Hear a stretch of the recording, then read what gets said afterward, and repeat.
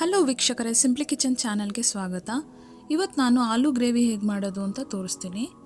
ನಾನು ಮೊದಲೇ 3 ಆಲೂಗೆಡ್ಡೆ ದಪ್ಪದು ಇರೋದು ಮತ್ತು 2 ಟೊಮೆಟೊನ ಬೇಯಿಸಿಟ್ಕೊಂಡಿದ್ದೀನಿ. ಕುಕ್ಕರಲ್ಲಿ 1 ಪ್ರೆಷರ್ ಬಂದರೆ ಸಾಕು. ಸ್ಟವ್ ಆನ್ ಮಾಡಿಕೊಂಡು ಒಂದು ಪ್ಯಾನ್ ಇಟ್ಕೊಂಡಿದ್ದೀನಿ. ಪ್ಯಾನ್ಗೆ 5 ಸ್ಪೂನಷ್ಟು ಎಣ್ಣೆ ಹಾಕಿದ್ದೀನಿ. 1 ಸ್ಪೂನು ಸೋಂಪು ಹಾಕಬೇಕು, 1 ಪಲಾವ್ ಎಲೆ, 1 ಚಕ್ಕೆ ಪೀಸು, 2 ಲವಂಗ, 1 ಏಲಕ್ಕಿ ಹಾಕಬೇಕು. ಸ್ಪೈಸಸ್ ತುಂಬ ಹಾಕಬಾರ್ದು,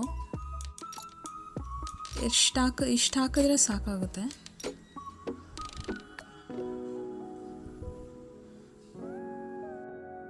ಸ್ಟವ್ನ ಲೋ ಫ್ಲೇಮಲ್ಲೇ ಇಟ್ಕೊಬೇಕು.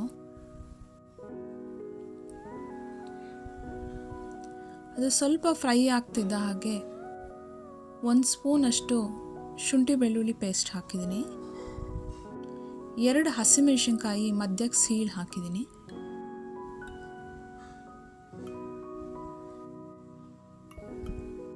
ನಾನು 3 ಈರುಳ್ಳಿನ ಗ್ರೈಂಡ್ ಮಾಡ್ಕೊಂಡು ಇಟ್ಕೊಂಡಿದ್ದೆ. ಈರುಳ್ಳಿ ಪೇಸ್ಟ್ ಮಾಡಿ ಹಾಕಬೇಕು ಇದಕ್ಕೆ.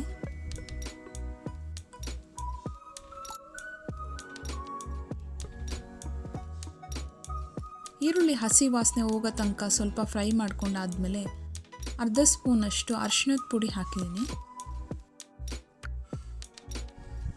1 ಸ್ಪೂನಷ್ಟು ಧನಿಯಾ ಪುಡಿ ಹಾಕಿದ್ದೀನಿ.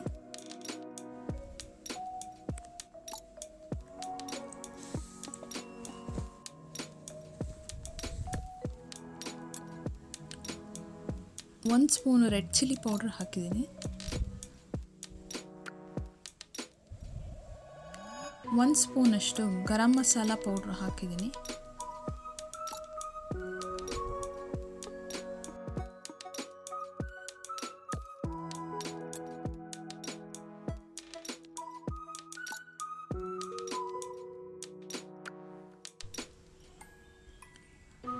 ಎಲ್ಲ ಪೌಡ್ರ್ ಹಾಕಿದ್ಮೇಲೆ ಇದೆಲ್ಲ ಹಸಿ ವಾಸನೆ ಹೋಗೋ ತನಕ ಒಂದ್ಸರಿ ಆಯಿಲ್ ಬಿಡೋ ತನಕ ಫ್ರೈ ಮಾಡ್ಕೊಬೇಕು.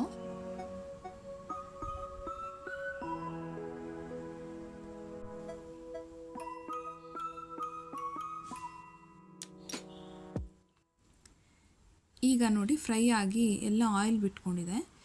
ಈಗ ಬೇಯಿಸಿಟ್ಕೊಂಡಿದ್ದಂಥ ಟೊಮೆಟೊನ ಗ್ರೈಂಡ್ ಮಾಡಿ ಟೊಮೆಟೊ ಪ್ಯೂರಿ ಹಾಕಬೇಕು. ಇದಕ್ಕೆ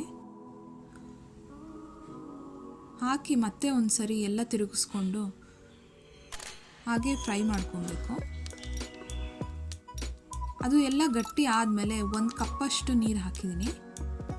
ಹಾಕಿ ಒಂದು ಸರಿ ತಿರುಗಿಸ್ಕೊಬೇಕು.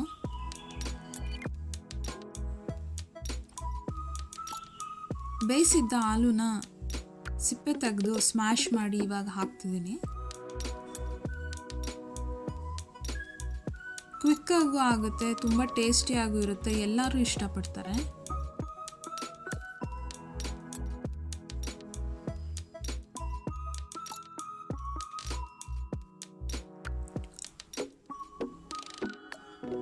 ಆಲೂಗೆಡ್ಡೆ ಮೊದಲೇ ಬೇಯಿಸಿರೋದ್ರಿಂದ 1 ಕುದಿ ಬಂದರೆ ಸಾಕು.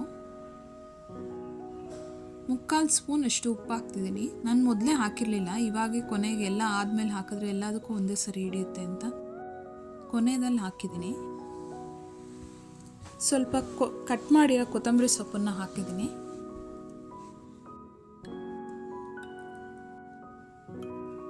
ಕೊನೆಯದಾಗಿ 1 ಸ್ಪೂನಷ್ಟು ಕಸೂರಿ ಮೇಥಿ ಹಾಕಿದ್ದೀನಿ.